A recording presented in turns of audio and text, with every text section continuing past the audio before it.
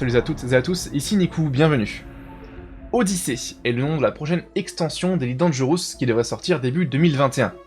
Pour le moment, on ne sait que très peu de choses à son sujet, mais une nouvelle vidéo de 5 minutes, un journal des développeurs, un Dev Diary, est sortie récemment.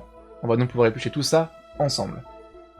Tout d'abord, Odyssey devrait permettre à nos personnages de sortir des vaisseaux et des SRV afin d'accomplir différentes actions, différentes activités en surface, comme les nouvelles missions ou bien même des contrats que nous pourrons accomplir donc en solo ou même en groupe. Il y aura aussi de multiples social hubs, des lieux de rencontre, où les commandants pourront se voir en face à face. Mais peu d'informations pour le moment ont filtré à ce sujet.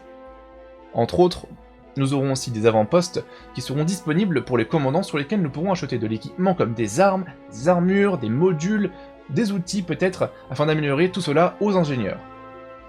Avec Odyssey, nous aurons tout d'abord les planètes à atmosphère légère, ainsi qu'une refonte de ces planètes glacées et rocheuses. Ces dernières planètes rocheuses auront par exemple de grands plateaux, de vastes canyons, alors que les glacées pourront au contraire présenter du cryovolcanisme. La distance de vue en surface également a été augmentée grâce aux nouvelles technologies du moteur Cobra Engine, et ça nous permet donc de voir bien plus loin avec bien plus de détails. Reste à voir si la technologie sera solide et permettra aussi de voir les vaisseaux événements arriver d'aussi loin dans l'instance. Espérons qu'avec le développement d'Odyssey, nous pourrons à l'avenir explorer davantage de planètes également.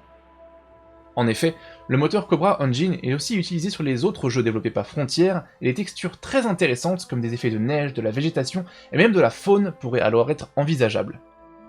En parlant de faune, de nouvelles flores seront ajoutées au catalogue du jeu en surface et nous pourrons les analyser grâce à un outil présenté comme un sampling tool pour de l'échantillonnage de la végétation.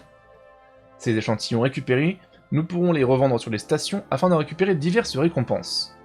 Nous pourrons aussi explorer à pied les planètes, scanner et gagner des crédits grâce à nos actions.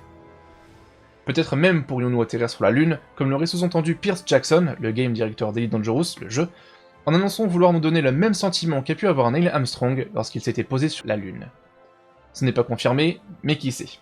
Peut-être pourrions-nous nous aussi nous poser sur la Lune et poser le pied sur la Lune pour faire un grand pas pour l'humanité. J'ai très hâte d'en apprendre bien plus sur Elite Dangerous Odyssey dans les semaines à venir. En attendant, commandantes et commandants, bon vol. Et vous, qu'attendez-vous sur Elite Dangerous Odyssey ?